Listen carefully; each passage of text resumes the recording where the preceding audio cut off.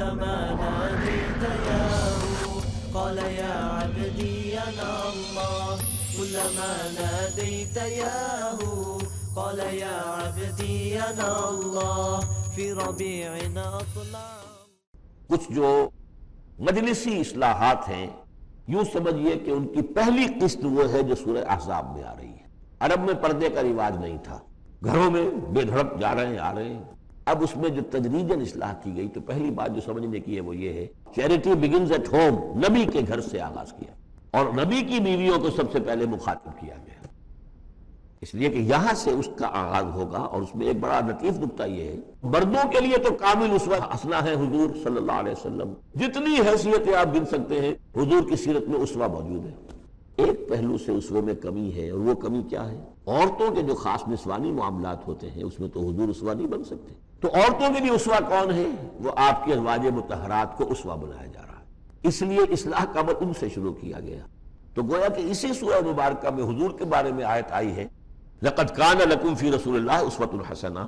لیکن حضور کے اس اسوے میں جو ایک پہلو سے کمی ہے کہ خواتین کے لیے ان کے جو مخصوص نسوانی معاملات ہیں ان کے لیے حضور کی شخصیت میں اسوہ نہیں ہے، اس خلا کو پر کیا ہے ازواج مطہرات کے ذریعے سے.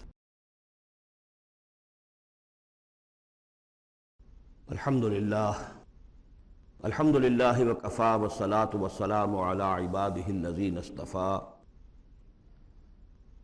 خصوصاً علی افضلہم وخاتم النبیین محمد الامین وعلی آلہ وصحبہ اجمعین.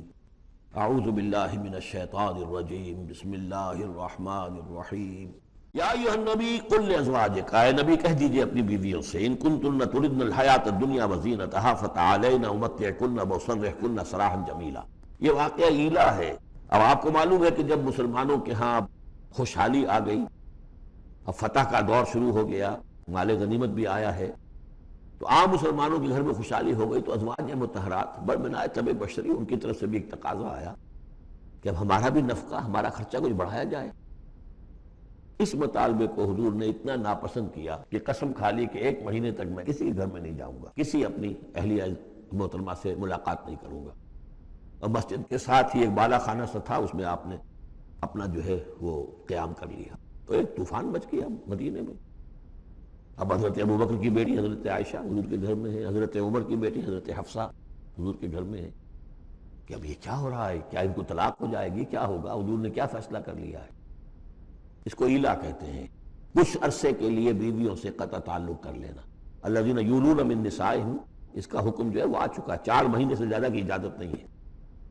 لیکن یہ کہ بہرحال یہ جب حضور نے کیا تو اس کے بعد پھر یہ آیات نازل ہوئیں کہ نبی اب آپ صاف بات، صاف 2 آپشنز رکھ دیجئے اپنی ازواج کے سامنے. اگر تو انہیں دنیا چاہیے تو وہ خود آیات ہی میں دیکھ لیجئے، ان کنتن تردن الحیات الدنیا، کہ اگر تو تم چاہتی ہو دنیا کی زندگی، اس کی زیبائش اور آرائش، وزینتہا فتعالین، آؤ امتعکن، میں تمہیں مال و متاع دے دوں گا، واسرحکن سراحا جمیلا، پھر میں اپنے گھر سے تمہیں رخصت کر دوں گا خوبصورتی کے ساتھ. لیکن یہ کہ پھر تم میرے گھر میں نہیں رہ سکتی، پھر میں اپنے ہاتھ سے تمہیں رخصت کر دوں گا. وَإِن كُنتُنَّ تُرِدْنَ اللَّهَ وَرَسُولَهُ، اور اگر تم طالب ہو اللہ کی اور رسول کی، ان کی رضا چاہتی ہو، وَالدَّارَ الْآخِرَةَ، اور بجائے اس دنیا کے تم آخرت کا گھر جو ہے اس کی طالب بن جاؤ. فَإِنَّ اللَّهَ أَعَدَّ لِلْمُحْسِنَاتِ مِنكُمْ أَجْرًا عَظِيمًا، تم جیسی نیک بیویوں کے لیے اللہ تعالیٰ نے بہت بڑا اجر جو ہے وہ فراہم کیا ہے، تیار کیا ہے. یعنی اب آپشن تمہارا ہے، اگر دنیا کی آسائش چاہیے تو آؤ، فیصلہ کر لو، چوز کر لو، چوائس از یورس. میں تمہیں مال و متاع دے کر اپنے گھر سے رخصت کر دوں گا خوبصورتی کے ساتھ. اور اگر میرے ہاں رہنا ہے تو پھر تو یہی ہے، فقر ہے، فاقہ ہے، جو اختیاری فقر تھا آپ کا. اس میں ظاہر بات واقعہ یہی ہے کہ جب یہ بات رکھی گئی سب سے پہلے حضرت عائشہ نے کہا میں تو اللہ اور اس کے رسول کو منتخب کرتی ہوں، اور ایک ایک کر کے تمام ازواج نے یہی کہا، اپنے تمام مطالبات سے وہ دستبردار ہو گئی. اور پوری زندگی اس طرح گزری ہے کہ کبھی 2 وقت جو ہے چولہا گرم نہیں ہوا ہے محمد کے گھر میں صلی اللہ علیہ، کسی بھی گھر میں، کسی بھی زوجہ محترمہ کے گھر. یا نساء النبی من یات منکن بفاحشۃ مبینۃ، اے نبی کی بیویوں، اگر خدا نخواستہ بالفرض تم میں سے کسی کی طرف سے کسی کھلی بے حیائی کا ارتکاب ہوا، یضاعف لها العذاب ضعفین، اسے عذاب دیا جائے گا دگنا. وکان ذلک علی اللہ یسیرا، اور یہ اللہ پر بہت آسان ہے. یہ نہ سمجھنا نبی کی بیویاں تو نبی ہمیں بچا لے گا، اسی لیے قرآن مجید میں بار بار آتا ہے حضرت نوح کی بیوی، حضرت لوط کی بیوی، حضرت لوط کی بیوی کا ذکر بہت زیادہ ہے۔ نبی بھی اپنی بیوی کو نہیں بچا سکتا اگر اس کا اپنا کردار غلط ہے، اس کا اپنا جو رویہ ہے صحیح نہیں ہے، اگر ایمان اور عمل صالح سے محروم ہے تو کچھ نہیں۔ چنانچہ حضور نے ایک مرتبہ اپنے قریبی گھرانے کی جو خواتین تھیں ان کو بٹھایا اور ایک ایک کا نام لے لے کر کہا ہے، یا فاطمہ بنت محمد صلی اللہ علیہ وسلم انقذی نفسک من النار فانی لا املک لک من اللہ شیئا، اے فاطمہ محمد کی بیٹی خود اپنے آپ کو آگ سے بچاؤ، نکالو اپنے آپ کو آگ سے اپنے عمل سے، اس لیے کہ مجھے اللہ کے ہاں کوئی اختیار تمہارے بارے میں حاصل نہیں ہوگا۔ فاطمہ کے بارے میں نہیں تو پھر کس کے بارے میں؟ یا صفیہ امت رسول اللہ، اے صفیہ اللہ کے رسول کی پھوپھی، انقذی نفسک من النار فانی لا املک لک من اللہ شیئا، اپنے آپ کو جہنم کی آگ سے بچانے کی کوشش کرو، اس سے نکالو اپنے آپ کو، اور میں قیامت کے دن میں اللہ کے محاسبے کے وقت میں تمہارے کام نہیں آ سکوں گا۔ وَمَن يَقْنُتْ مِنكُنَّ لِلَّهِ وَرَسُولِهِ، اور جو کوئی بھی تم میں سے اللہ اور اس کے رسول کی اطاعت پر کاربند ہو جائے، فرما برداری اختیار کرے، وَتَعْمَلْ صَالِحًا، اور نیک عمل کرے، نُؤْتِهَا أَجْرَهَا مَرَّتَيْنِ، تو اسے ہم اس کا اجر بھی دیں گے دوہرا۔ غلطی کرو گی تو سزا دگنی، اور صحیح طرز عمل ہوگا ایمان اور عمل صالح والا تو اجر بھی تمہارا دگنا ہوگا۔ اعتدنا لها رزقا کریما، اور اس کے لیے ہم نے بہت ہی رزق کریم باعزت روزی کا اہتمام جنات کے اندر کیا ہوا ہے۔ یا نساء النبی لستن کاحد من النساء، اے نبی کی بیویوں تم عام عورتوں کے مانند نہیں ہو، تم نبی کی بیویاں ہو۔ یہاں اس کو سمجھ لیجیے، مراد کیا ہے کہ تمہیں اسوہ بننا ہے امت کی تمام خواتین کے لیے تا قیام قیامت۔ لستن کاحد من النساء، اب پہلی ہدایت یہ دی گئی ان اتقیتن فلا تخضعن بالقول، اب ظاہر بات ہے وہ پہلے یہ سمجھیے کہ جو میں معاشرے کا نقشہ میں کھینچ چکا ہوں کہ لوگ آتے تھے گفتگو کرتے تھے بے دھڑک۔ پہلی بات تو یہ آپ نے فرمائی کہ اگر تم تقویٰ دل میں رکھو اور لوگوں سے بات کرتے ہوئے اپنی آواز میں لوچ پیدا نہ کرو، نرمی پیدا نہ کرو۔ ظاہر بات ہے عورت کی آواز اس کے اندر مرد کے لیے کشش ہے، اور اگر کہیں طرح اس میں لوچ بھی ہو تو اگر کسی کے دل میں کوئی خباثت ہے، کوئی گندگی ہے، منافق بھی تو اسی معاشرے میں تھے نا، اور وہ تو کوئی موقع نہیں جانے دینا چاہتے تھے کوئی سکینڈلز اٹھانے کا حضور کے خلاف اگر ہو جائے۔ سورہ نور میں ہم پڑھ چکے ہیں کہ حضرت عائشہ تک پر توبت لگ گئی۔ فَيَطْمَعَ الَّذِي فِي قَلْبِهِ مَرَضٌ، کہ کہیں تم تو اپنی شرافت اور مروت کی وجہ سے نرم انداز میں بات کرو، اور جس کے دل میں کوئی روگ ہے، منافقت کا روگ ہے، بیماری ہے، وہ کوئی اور ہی امید لگا لے کہ شاید ان کی کوئی توقع، شاید میں یعنی یہاں پہ اگر کوئی محنت کروں کوشش کروں تو شاید میری دال گل جائے، کسی بری نیت اور ارادے کو دل میں پال لے۔ وَقُلْنَ قَوْلًا مَعْرُوفًا، بات کرو بڑی معروف انداز میں، لیکن انداز جو ہے اس میں وہ سختی کا ہونا چاہیے بجائے اس کے کہ اس کے اندر وہ نرمی ہو اور شیرینی ہو۔ وَقَرْنَ فِي بُيُوتِكُنَّ، دوسری ہدایت اپنے گھروں کے اندر قرار پکڑو، تمہارا اصل مقام جو ہے وہ گھر ہے۔ اب یہ اصول دیے جا رہے ہیں، یعنی سمجھیے کہ یہ اصلاحات جو ہو رہی ہیں، مخلوط معاشرہ نہیں ہے اسلامی معاشرہ، عورت کا اصل مقام اس کا گھر ہے، ماں کی حیثیت سے، بہن کی حیثیت سے، بیٹی کی حیثیت سے، بیوی کی حیثیت، گھر کے اندر۔ وَقَرْنَ فِي بُيُوتِكُنَّ وَلَا تَبَرَّجْنَ تَبَرُّجَ الْجَاهِلِيَّةِ الْأُولَىٰ، اور مت نکلو باہر بن سور کر جیسے کہ جاہلیت اولا میں رواج تھا۔ جاہلیت، پچھلی جاہلیت جو تھی اسلام کے آنے سے پہلے جو تہذیب، جو کلچر وہاں تھا، وہ طریقتکم المثلیٰ، وہ بھی کہتے ہوں گے کہ ہمارا بڑا مثالی کلچر ہے یہ، اس کلچر کو چھوڑو۔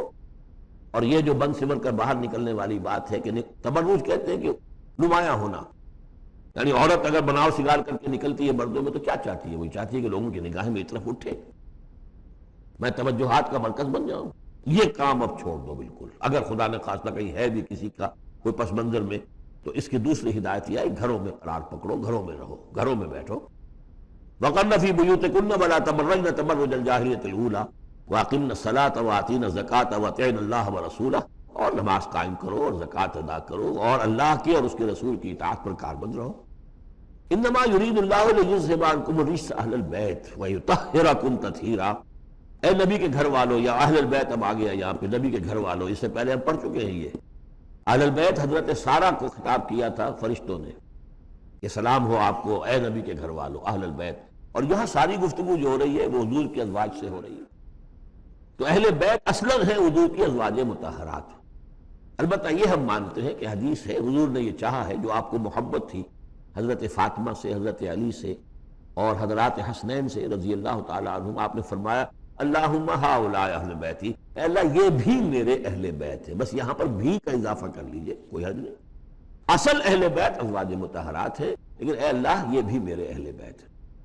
تو فرمایا اے نبی کے گھر والوں، یعنی اے نبی کی بیویوں، اللہ تعالیٰ یہ چاہتا ہے کہ تم سے ہر نوع کی برائی کو، گندگی کو بالکل دور کر کے تمہیں پاک اور صاف کر دے، یطہرکم تطہیرا، پوری طرح پاک اور صاف کر دے۔ کیوں؟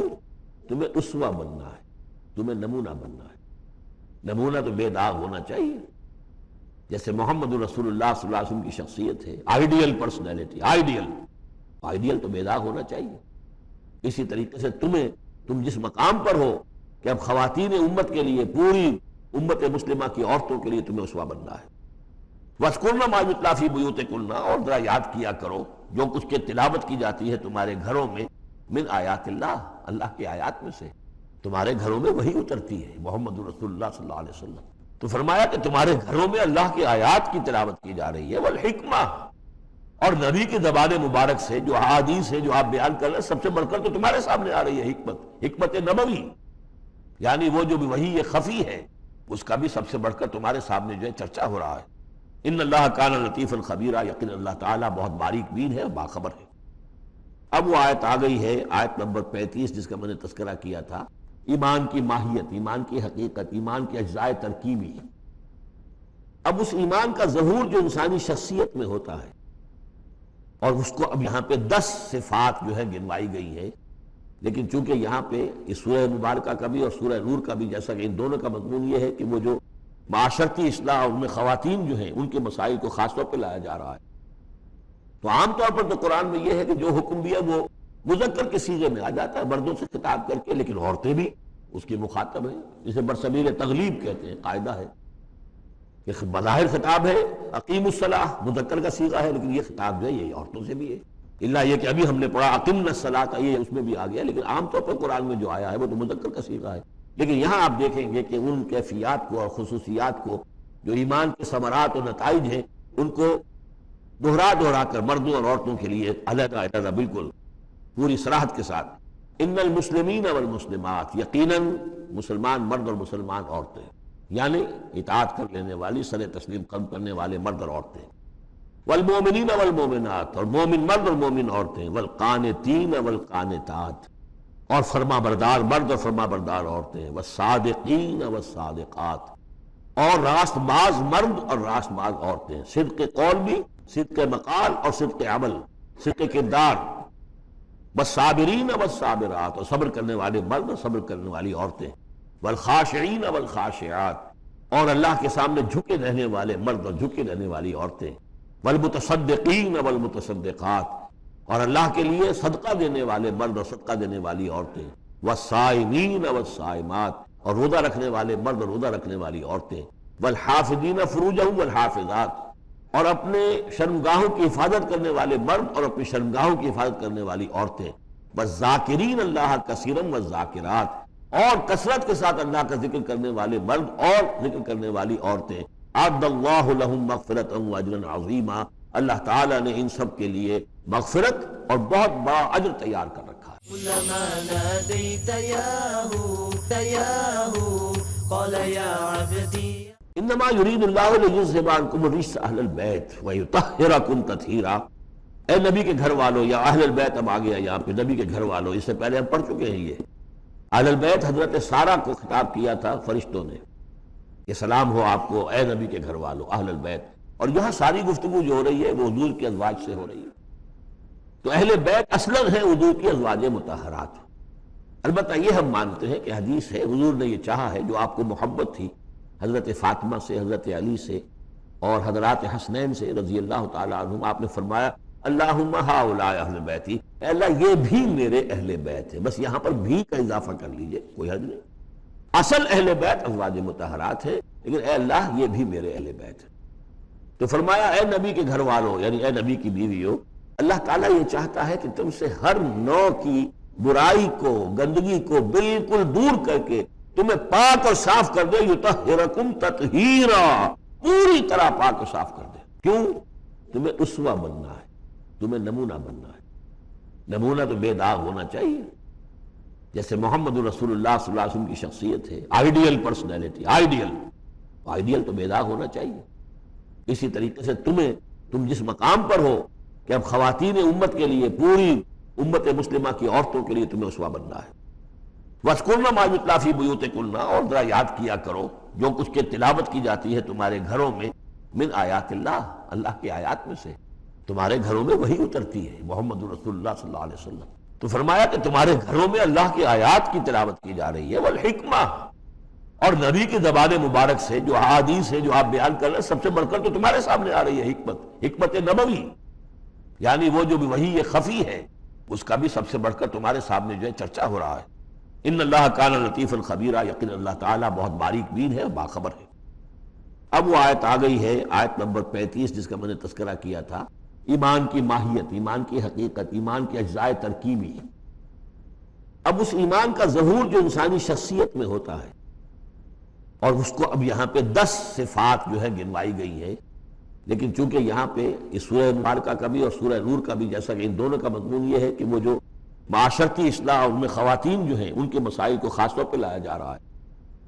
تو عام طور پر تو قرآن میں یہ ہے کہ جو حکم بھی ہے وہ مذکر کے صیغے میں آ جاتا ہے، مردوں سے خطاب کر کے، لیکن عورتیں بھی اس کی مخاطب ہیں. اسے برسبیل تغلیب کہتے ہیں، قاعدہ ہے کہ بظاہر خطاب ہے اقیم الصلاۃ، مذکر کا صیغہ ہے، لیکن یہ خطاب جو ہے یہ عورتوں سے بھی ہے. اللہ یہ کہ ابھی ہم نے پڑھا اقمنا الصلاۃ، یہ اس میں بھی آ گیا، لیکن عام طور پر قرآن میں جو آیا ہے وہ تو مذکر کا صیغہ ہے. لیکن یہاں آپ دیکھیں گے کہ ان کیفیات کو اور خصوصیات کو، جو ایمان کے ثمرات و نتائج ہیں، ان کو دہرا کر مردوں اور عورتوں کے لیے علیحدہ بالکل پوری صراحت کے ساتھ. ان المسلمین والمسلمات، یقیناً مسلمان مرد اور مسلمان عورتیں، یعنی اطاعت کر لینے والی، سر تسلیم قلب کرنے والے مرد اور عورتیں. والمومنین والمومنات، اور مومن مرد اور مومن عورتیں. والقانتین والقانتات، اور فرما بردار مرد اور فرما بردار عورتیں. والصادقین والصادقات، اور راست باز مرد اور راست باز عورتیں. صدق قول بھی، صدق مقال اور صدق عمل، صدق کردار. والصابرین والصابرات، اور صبر کرنے والے مرد اور صبر کرنے والی عورتیں. والخاشعین والخاشعات، اور اللہ کے سامنے جھکے رہنے والے مرد اور جھکے رہنے والی عورتیں. والمتصدقین والمتصدقات، اور اللہ کے لیے صدقہ دینے والے مرد اور صدقہ دینے والی عورتیں. والصائمین والصائمات، اور روزہ رکھنے والے مرد اور روزہ رکھنے والی عورتیں. والحافظین فروجہم والحافظات، اور اپنے شرمگاہوں کی حفاظت کرنے والے مرد اور اپنی شرمگاہوں کی حفاظت کرنے والی عورتیں. والذاکرین اللہ کثیرا والذاکرات، اور کثرت کے ساتھ اللہ کا ذکر کرنے والے مرد اور ذکر کرنے والی عورتیں. اعد اللہ لہم مغفرۃ واجرا عظیما، اللہ تعالیٰ نے ان سب کے لیے مغفرت اور بہت بڑا اجر تیار کر رکھا ہے. اب وہ مسئلہ آ رہا ہے کہ جس کی تمہید ہوئی تھی پہلے رکوع میں، حضرت زینب رضی اللہ تعالیٰ عنہ سے حضور کی شادی کا معاملہ، اور اس سے پہلے حضور کے کہنے کی وجہ سے حضرت زینب کا نکاح جو حضرت زید بن حارثہ سے ہوا. پہلی آیت میں تذکرہ ہے اس کا کہ جو حضور کے کہنے کی بنا پر حضرت زینب اور ان کے بھائی آمادہ ہوئے نکاح پر، ورنہ وہ آمادہ نہیں تھے زید بن حارثہ سے نکاح پر. وَمَا كَانَ لِمُؤْمِنٍ وَلَا مُؤْمِنَةٍ إِذَا قَضَى اللَّهُ وَرَسُولُهُ أَمْرًا أَن يَكُونَ لَهُمُ الْخِيَرَةُ مِنْ أَمْرِهِمْ.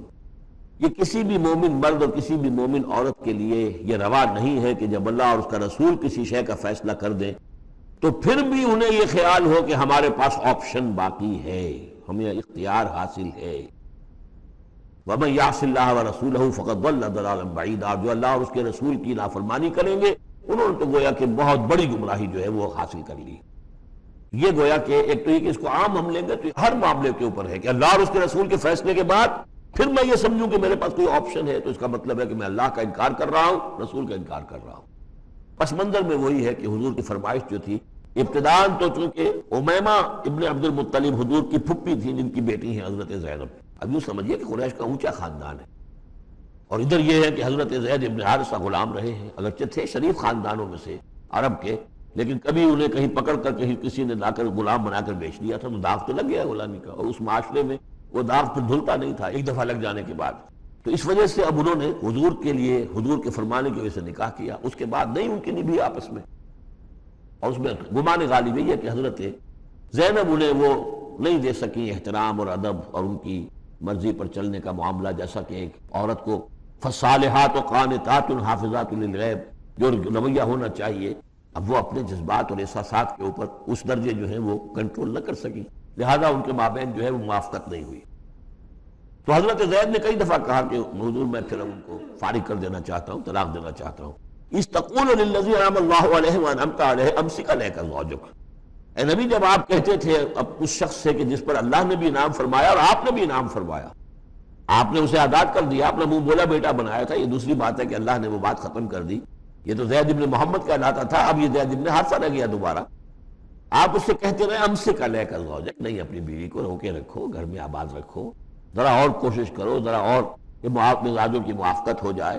واتق اللہ، اللہ سے ڈرو، اللہ کا تقوی اختیار کرو۔ وتخفی فی نفسک ما اللہ مبدیہ، اور آپ اپنے دل میں چھپائے ہوئے تھے وہ بات جس کو کہ اللہ تعالیٰ ما اللہ مبدی، جسے اللہ تعالیٰ کھولنا چاہتا ہے۔ وتخشى الناس، آپ لوگوں سے ڈر رہے تھے، واللہ احق ان تخشاہ، کیونکہ اللہ زیادہ حقدار اس کا کہ آپ اس سے ڈریں۔ فلما قضا زید منہا وطرا، تو جب زید نے اس سے آخری قطع تعلق کر لیا، یعنی طلاق بھی دے دی اور پھر عدت بھی پوری ہو گئی، زوجناکہا، اے نبی ہم نے تزویج کر دی ہے اس کی تمہارے ساتھ، زوجہ بنا دیا ہے، ہم نے نکاح کر دیا ہے۔ حضرت زینب پھر یہ کہا کرتی تھیں دوسری ازواج مطہرات سے، فخر کرتی تھی کہ تمہارے نکاح سب کے جو ہیں زمین پر ہوئے، میرا نکاح آسمان پر ہوا ہے۔ جب حضور نے شادی کی ان سے پھر تو اللہ نے نکاح کیا، اللہ نے نکاح پڑھایا ہے۔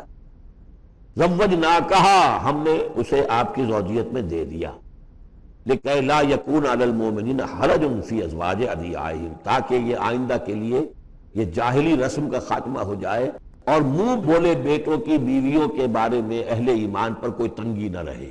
منہ بولا بیٹا تھا، اس کی بیوی تھی، بیٹا فرض کیجئے فوت ہو گیا وہ، تو اس کی بیوی سے وہ بیوہ ہو گئی ہے، تک آپ شادی کر سکتے ہیں۔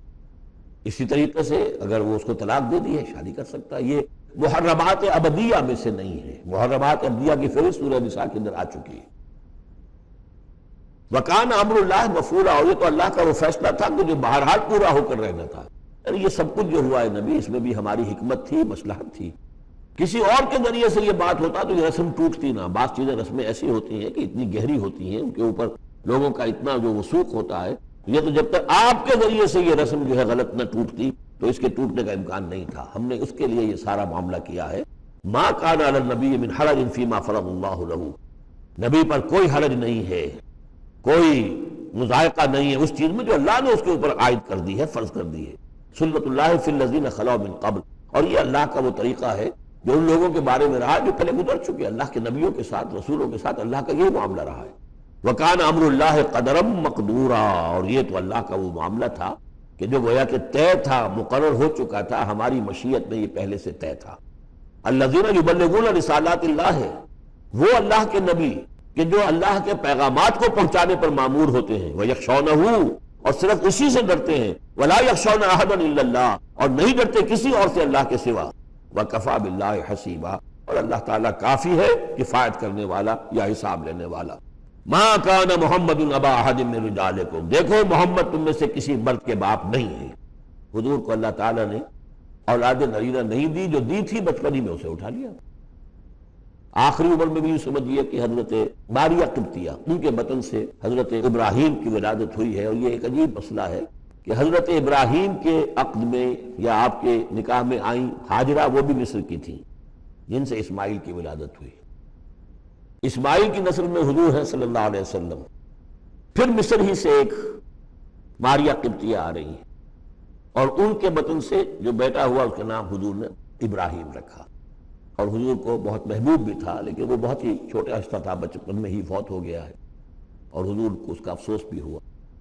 یا ابراہیم انا لفراقک محزونون، یا ابراہیم ہم تمہاری جدائی سے بڑے محزون ہیں، ہمیں رنج ہے۔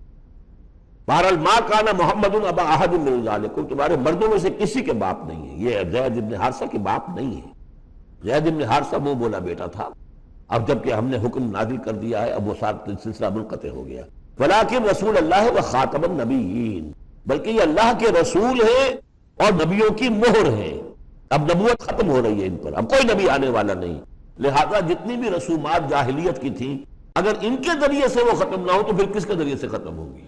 یہ ہے اس میں جو دلیل مضمر ہے کہ یہ جو کڑوا گھونٹ ہے محمد صلی اللہ علیہ وسلم تو آپ کو کرنا ہی تھا، اس لیے کہ یہ جاہلانہ رسمیں جو ہیں اگر آپ اس کے اندر یہ اقدام نہ کرتے اور آپ نے اپنے منہ بولے بیٹے کی بیوی سے اگر شادی نہ کی ہوتی تو یہ رسم ختم نہیں ہو سکتی تھی، اور یہی بات بتائی جا رہی ہے لوگوں کو، ما کان محمد ابا احد من رجالکم ولکن رسول اللہ و خاتم النبیین، وہ تو اللہ کے رسول ہیں اور خاتم النبیین ہیں، اور نبیوں کی مہر ہے، وکان اللہ بکل شیء علیما، اور یقیناً اللہ تو ہر چیز کا علم رکھنے والا ہے۔ كلما ناديت ياه قال يا عبد آمنوا اذكروا الله ذكرا كثيرا وسبحوه بكرة وأصيلا هو الذي يصلي عليكم وملائكته ليخرجكم من الظلمات إلى النور وكان بالمؤمنين رحيما۔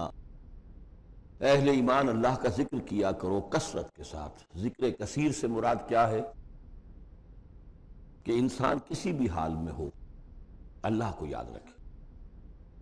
پنجابی میں ایک کہاوت ہے، ہتھ کارول دل یارول، کام آپ کر رہے ہیں، کوئی بھی کر رہے ہیں، لیکن یہ کہ آپ کا دل اللہ کے ساتھ لگا ہونا چاہیے۔ اس کا جو بہترین طریقہ ہے وہ یہ ہے کہ تمام جو بھی معمولات زندگی کے ہیں ان کے ساتھ ہی حضور صلی اللہ علیہ وسلم سے مسنون دعائیں ہیں۔ گھر میں داخل ہو رہے ہیں تو دعا مانگیے، باہر نکل رہے ہیں تو دعا مانگیے، بازار میں داخل ہو رہے ہیں تو دعا مانگیے، بازار سے باہر آ رہے ہیں دعا مانگیے، بیت الخلاء میں داخل ہو رہے ہیں دعا ہے۔ آپ کام بھی کر رہے ہیں ساتھ کے ساتھ، کوئی اضافی وقت آپ کا نہیں لگ رہا ہے، لیکن اس میں یہ ہے کہ آپ کا اللہ کے ساتھ ایک رشتہ قائم رہے۔ باقی یہ کہ قرآن سب سے بڑا ذکر ہے، پھر نماز، یہ تو ہم پڑھ چکے ہیں 21ویں پارے کی پہلی آیت، وَاتْلُ مَا أُوحِيَ إِلَيْكَ مِنَ الْكِتَابِ وَأَقِمِ الصَّلَاةَ إِنَّ الصَّلَاةَ تَنْهَىٰ عَنِ الْفَحْشَاءِ وَالْمُنكَرِ وَلَذِكْرُ اللَّهِ أَكْبَرُ۔ تو اللہ کا ذکر کرو کثرت کے ساتھ، وَسَبِّحُوهُ بُكْرَةً وَأَصِيلًا، اور صبح و شام اس کی تسبیح کرتے رہو۔ هُوَ الَّذِي يُصَلِّي عَلَيْكُمْ وَمَلَائِكَتُهُ، وہ تم پر اپنی رحمتیں بھیجتا رہتا ہے، اپنی عنایتیں اور شفقتیں نازل فرماتا رہتا ہے، نہ صرف وہ خود بلکہ اس کے ملائکہ بھی۔ اب یہ دیکھیے وہی لفظ ہے کہ جو حضور کے بارے میں آیا ہے، ان اللہ و ملائکتہ یصلون علی النبی، یقیناً اللہ اور اس کے فرشتے نبی پر رحمتیں بھیجتے ہیں، لیکن فرمایا جا رہا کہ ایک عام اہل ایمان کو بھی حصہ ملتا ہے اس میں سے، اللہ کی عنایتیں ہیں، اللہ کی رحمتیں ہیں، وہی لفظ استعمال ہو رہا ہے اہل ایمان کے لیے۔ هو الذی یصلی علیکم وملائکتہ لیخرجکم من الظلمات الی النور، وہ اپنی رحمتیں اور عنایتیں نازل فرماتا رہتا ہے، وہ بھی اور اس کے فرشتے بھی، تاکہ نکالے تمہیں اندھیروں سے روشنی کی طرف۔ وَكَانَ بِالْمُؤْمِنِينَ رَحِيمًا، اور یقیناً اہل ایمان کے حق میں وہ بہت رحیم ہے۔ تحیتہم یوم یلقونہ سلام، ان کی دعا جو ہے جس روز کہ وہ اللہ سے ملیں گے ہوگا سلام۔ وَأَعَدَّ لَهُمْ أَجْرًا قَرِيبًا، اور اللہ تعالیٰ قادر میں جو آ گئے ہیں اب ان کو، جن کو اللہ ان میں سے چاہتا ہے اپوائنٹ کرتا ہے کسی خاص قوم کی طرف، کسی خاص علاقے کی طرف، تو اس اپوائنٹمنٹ کے بعد وہ اب رسول ہیں۔ یا ایھا النبی، اے نبی، اسی لیے کہا جاتا ہے کہ حضور کی نبوت کا ظہور جو ہوا ہے وہ پہلی وحی سے، وہ سورہ علق کی 5 آیتیں، اقرأ بسم ربک الذی خلق، خلق الانسان من علق، اقرأ وربک الاکرم الذی علم بالقلم، علم الانسان ما لم یعلم۔ اب ان 5 آیتوں میں کہیں تبلیغ کا حکم نہیں ہے، یہاں سے نبوت کا تو آغاز ہو گیا، لیکن یہ کہ رسالت کا آغاز ہوا ہے جب آپ کو تبلیغ کا حکم آیا، یا ایھا المدثر قم فانذر وربک فکبر، اب یہاں سے رسالت کا آغاز ہوا۔ تو نبوت اور رسالت کے اس فرق کو ذہن میں رکھیں۔ یا ایھا النبی، اے نبی، ہم نے بھیجا ہے آپ کو شاہداً گواہ بنا کر، اب اس پر ہم گفتگو کر چکے ہیں، لتکونوا شہداء علی الناس ویکون الرسول علیکم شہیدا، اور لیکون الرسول شہیدا علیکم وتکونوا شہداء علی الناس، سورہ بقرہ میں آیت آئی اور سورہ حج میں آ چکی ہے۔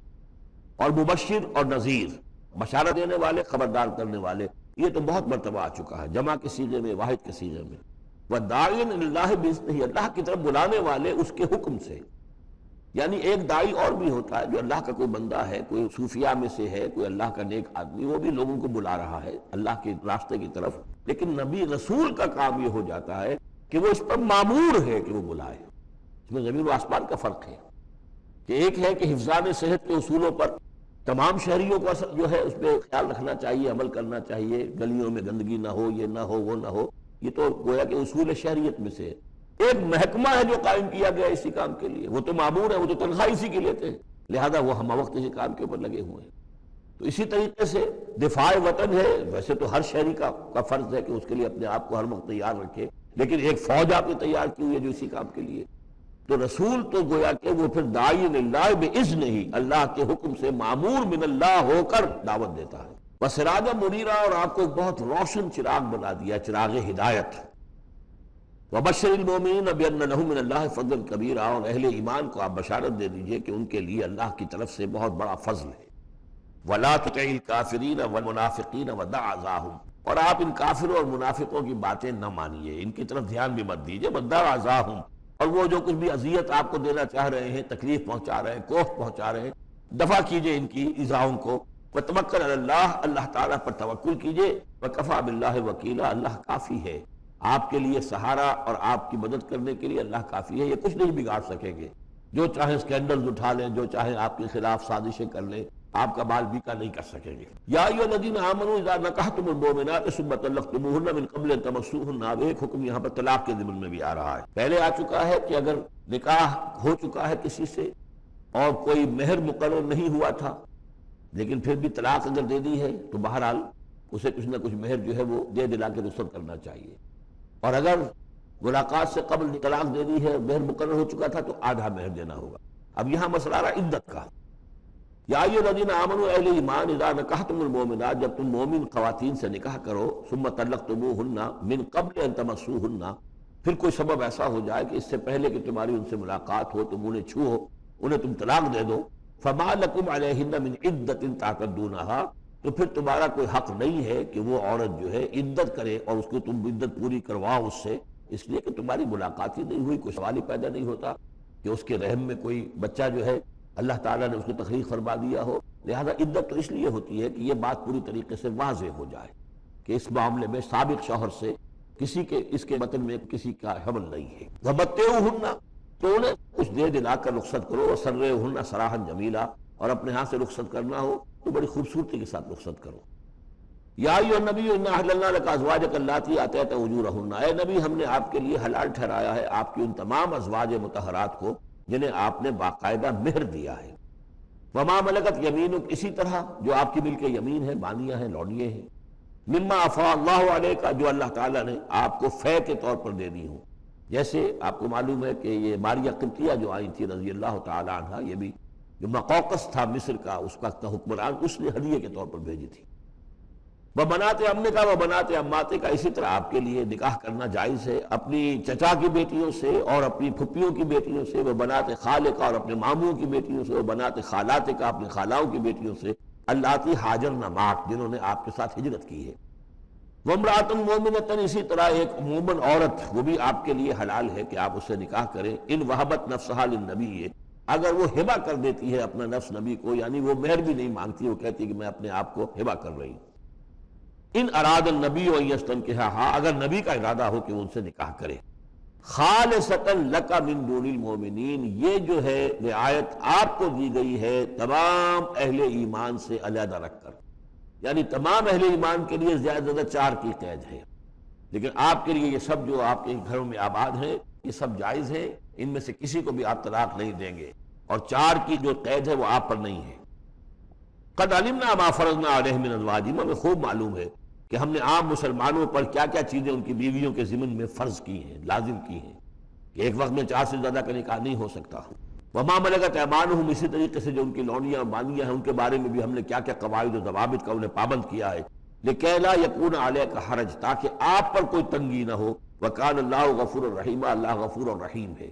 اصل میں حضور کا جو تعدد ازدواج کا معاملہ، اس میں کئی مصلحتیں تھیں۔ ایک مسئلہ تو یہ بھی تھی، مثلا یہ کہ حضرت عائشہ صدیقہ رضی اللہ تعالی عنہ سے نکاح کی جو مسئلہ سب سے بڑی یہ سامنے آتی ہے کہ وہ بیوہ ہو گئی ہیں جبکہ ابھی جوان تھی، کل 18 برس کی عمر تھی جبکہ بیوہ ہو گئی ہیں، لیکن انہیں پھر طویل وقت ملا ہے، وہ معلمہ امت بن گئی ہیں۔ خواتین کے لیے تو وہی معلمہ ہے، جو بھی زن و شو کے تعلقات ہوتے ہیں اس میں خواتین آ کر مسئلہ پوچھتی تھی تو ام المؤمنین صدیقہ رضی اللہ تعالیٰ انہیں بتاتی تھی۔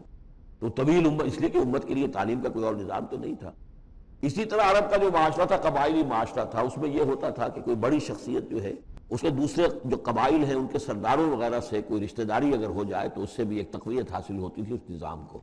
تو یہ مختلف اسباب سے حضور کے لیے خاص طور پر یہ رعایت جو ہے کی گئی ہے کہ جو عام مسلمانوں کے لیے نہیں ہے۔ وکان اللہ غفور الرحیم، یقینا اللہ غفور الرحیم ہے۔ كلما ناديت ياه ترجی من تشاء منہن وتؤوی الیہ من تشاء، اور پھر یہ بھی کہ آپ کر سکتے ہیں کہ ان میں سے جس کو چاہیں ذرا اپنے سے دور کر دیں اور جس کو چاہیں اپنے قریب لے آئیں۔ یعنی وہ مساوات بھی حضور پر لازم نہیں تھی، اگرچہ حضور نے کی ہے لیکن وہ مساوات حضور پر لازم نہیں تھی، اس لیے کہ آپ کو یہ اجازت دی گئی تھی کہ اگر اپنی ازواج مطہرات میں سے کسی کو ذرا فاصلے پر کر دے، ذرا اس سے اپنا وقت وغیرہ دینا کم کر دے تو کوئی حرج نہیں تھا، آپ پر کوئی اس کی ملامت نہیں تھی اللہ کی طرف سے۔ کسی کو زیادہ آپ اپنے پاس رکھیں یا زیادہ اس کے پاس ٹھہرے تو اس میں بھی کوئی پابندی آپ پر نہیں تھی، صاف اجازت دی گئی ہے۔ ترجی من تشاء، جو دور ذرا کر دے اپنے سے جس کو چاہے، وتؤوی الیک من تشاء، اور جس کو چاہے اپنے پاس قریب کر لو، ومن ابتغیت ممن عزلت، اور جسے آپ نے کہیں ذرا سا اپنے سے پرے کر دیا ہو اگر انہیں دوبارہ قریب اپنے لانا چاہو فلا جناح علیک، تو اس میں بھی آپ پر کوئی حرج نہیں ہے۔ ذالک ادنی ان تقر اعینہن، یہ زیادہ قریب تر ہے اس سے کہ ان کی آنکھیں بھی ٹھنڈی رہیں، ولا یحزن، اور وہ رنجیدہ نہ ہوں، یعنی ایسا نہ ہو کہ کسی اپنی زوجہ محترمہ سے آپ ذرا زیادہ دیر کے لیے جو ہے وہ دور رہیں، ایسا بھی نہیں ہونا چاہیے، ان کی بھی آنکھوں کی ٹھنڈک رہنی چاہیے۔ وَيَرْضَيْنَ بِمَا آتَيْتَهُنَّ كُلُّهُنَّ، اور تاکہ وہ سب کی سب راضی رہیں ان چیزوں سے جو آپ انہیں دیتے ہیں۔ حضور کا معاملہ یہ تھا کہ آپ نے کامل مساوات برتی ہے، ناپ تول کے ساتھ، نان نفقہ سب کا برابر، وقت اپنا سب کے ساتھ برابر، باریاں مقرر ہیں اور باریوں پہ ہی آپ شب باشی فرماتے تھے، آج ان کے پاس ہے، کل ان کے پاس ہے، پرسوں ان کے پاس ہے۔ ایک وقت آپ نے رکھا تھا جب مدینے میں آپ ہوتے تھے تو عصر اور مغرب کے درمیان چند منٹ کے لیے، 5-5 7-7 منٹ کے لیے آپ سب کے ہاں ہو آتے تھے تاکہ سب سے اس روز کی ملاقات ہو جائے۔ باقی یہ ہے کہ شام کو شب باشی، ظاہر بات ہے رات کو کہ ایک کے ہاں ہوتی تھی، اور ہر چیز کے اندر جو ہے حضور نے صلی اللہ علیہ وسلم پوری مساوات کی ہے۔ اور اس پر بھی آپ کہتے تھے اللہم ھذا قسمی فیما املک، اے اللہ جو چیزیں میرے اختیار میں ہیں، جن میں ناپ تول ہو سکتا ہے اس میں تو میں نے برابر کی تقسیم کر دی ہے، فلا تلمنی فیما تملک ولا املک، تو اللہ مجھے اس پر ملامت نہ ہو کہ جو میرے اختیار میں نہیں بلکہ تیرے اختیار میں، یعنی میرا دلی رجحان اگر ان میں سے کسی ایک طرف زیادہ ہے تو ظاہر بات ہے انسان کو اس کے اوپر اختیار نہیں ہے، اور یہ سورہ نساء میں آ بھی چکا ہے کہ یہ معاملہ تو تم چاہو بھی تو اس میں تمہارے لیے ممکن ہی نہیں ہے کہ اس قلبی رجحان کو بھی برابر تقسیم کر سکو، یہ تمہارے اختیار میں نہیں ہے، تو ظاہر بات ہے اس کے اوپر اللہ تعالیٰ کی طرف سے بات بھی نہیں ہے۔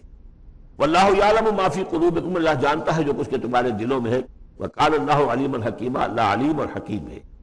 لا یحل لک النساء من بعد، لیکن اب اس کے بعد جتنے بھی نکاح آپ کر چکے ہیں اب آپ کے لیے کوئی اور نکاح کرنا جائز نہیں ہے۔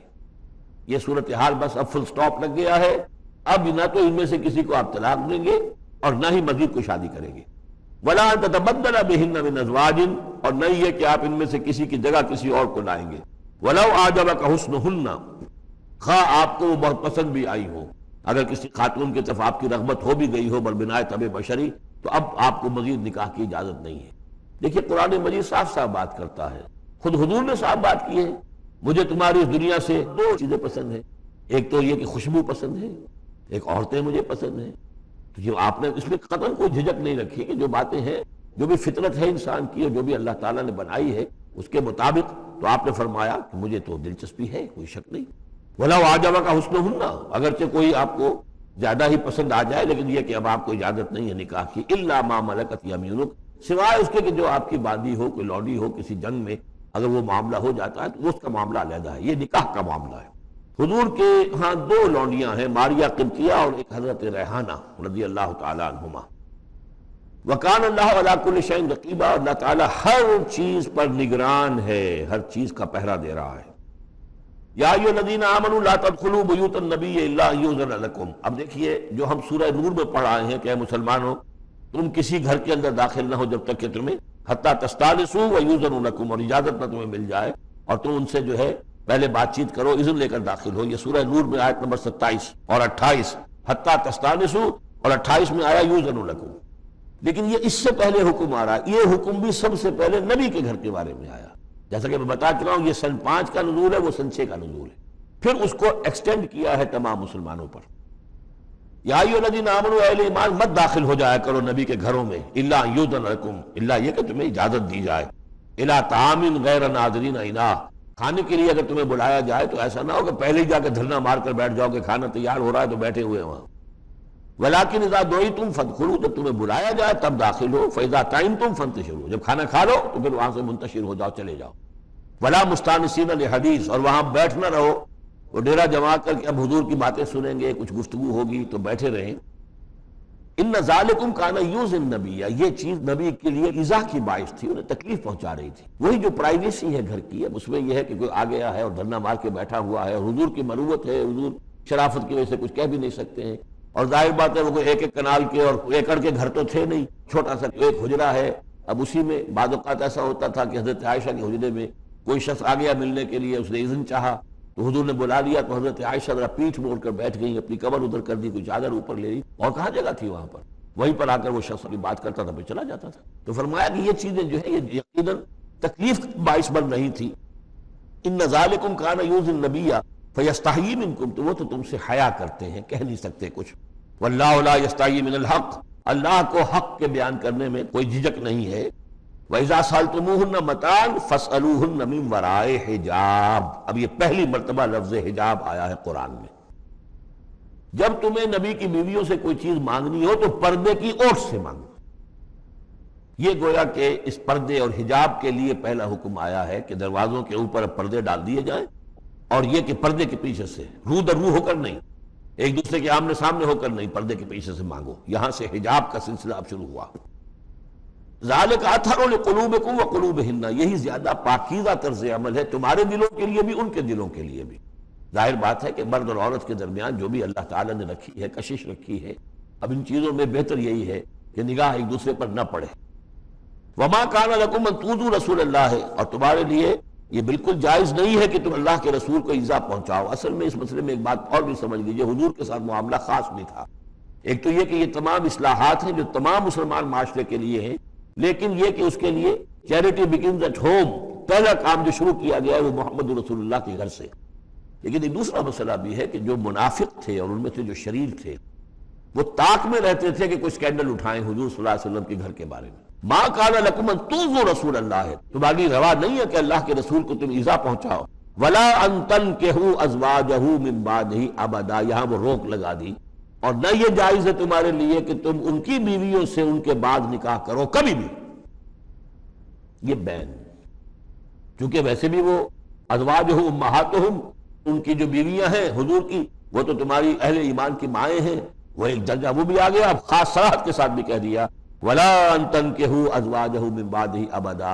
حضور کی ازواج کے لیے چونکہ اس کا کوئی امکان نہیں تھا، اسی لیے حضور کسی کو طلاق نہیں دے سکتے تھے۔ طلاق دیں تو ظاہر بات ہے وہ کسی اور سے تو نکاح کر نہیں سکتی۔ یہی وجہ ہے کہ تعدد ازدواج کا معاملہ حضور کے لیے زیادہ ایکسٹینڈ کر دیا گیا۔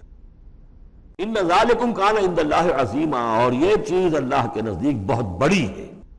تو اس سے یہ کہ اگر کسی کے لیے، کسی کے دل میں، کسی خبیث کے دل میں کوئی خیال ایسا آ بھی رہا ہو، تو اب یہاں یہ کہ اس کی روک لگ گئی کہ یہ بات جو ہے، یہ دروازہ یہ ہمیشہ کے لیے بند ہے۔ ان تبدوا شیئا او تخفوہ فإن اللہ کان بکل شیء علیما، خواہ تم کسی چیز کو ظاہر کرو اور خواہ تم چھپاؤ، اللہ تعالیٰ تو ہر چیز کا علم رکھتا ہے۔ لا جناح علیہن فی آبائہن، اب یہ وہ حکم آ رہا ہے جو تفصیل سے آیا ہے بڑی، وہ تو اب ہم پڑھ چکے سورہ نساء میں، وہ بعد میں آیا ہے۔ یہ ذرا مختصر آ رہا ہے کہ گھر میں داخلے سے جن کو روک دیا گیا ہے کہ وہ گھر سے باہر کھڑے ہو کر مانگے جو کچھ مانگنا ہے، گھر میں داخل نہیں ہو سکتے۔ اب اس میں استثناء کون کون ہے؟ کون گھر میں جا سکتا ہے، اندر جا سکتا ہے؟ زنانے میں کون جا سکتا ہے؟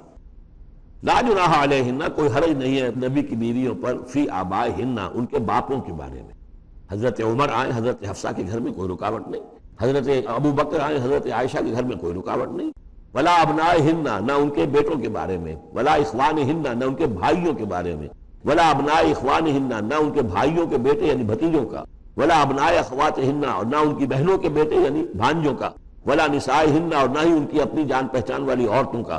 اور جو غلام یا جو لونیاں ہیں، اور اکثر و بیشتر اہل سنت کے نزدیک یہاں صرف لونیاں مراد ہیں، ان کے بارے میں ٹھیک ہے وہ گھر میں داخل ہوں۔ گویا کہ یہ جو تفصیلی آیت آئی ہے سورہ نساء میں، اس کا یہ نیوکلیس جو ہے جو شروع میں، وہ یہ ہے جو سورہ احزاب کے اندر، یہ مختصر ہے۔ مزید اس میں پوری فہرست کر کے اس کو مکمل کر دیا ہے کہ یہ ہے محرم، اور جو محرم ہے وہ محرمات عبدیہ ہیں، ان سے کبھی بھی کسی بھی حالت میں نکاح ہو ہی نہیں سکتا اس عورت کا۔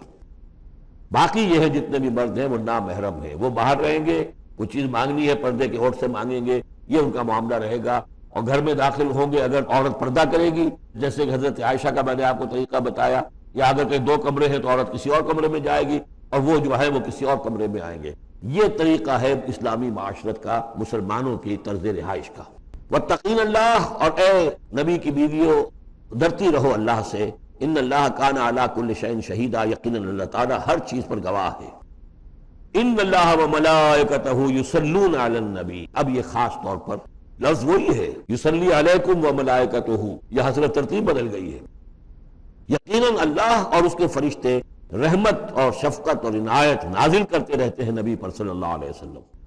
یا ایھا الذین آمنوا صلوا علیہ وسلموا تسلیما، اے ایمان کے دعوے دارو، اے ایمان لانے والو، تم بھی ان پر رحمت بھیجتے رہا کرو، اور تم بھی اللہ تعالیٰ سے دعا کرتے رہا کرو کہ اللہ ان کے اوپر اور درود بھیجے اور رحمت بھیجے. وسلموا تسلیما، ان میں سلام کیا کرو، ان کو سلام بھیجا کرو. بارک اللہ لی ولکم فی القرآن العظیم ونفعنی وإیاکم بالآیات والذکر الحکیم. اللہ اللہ اللہ اللہ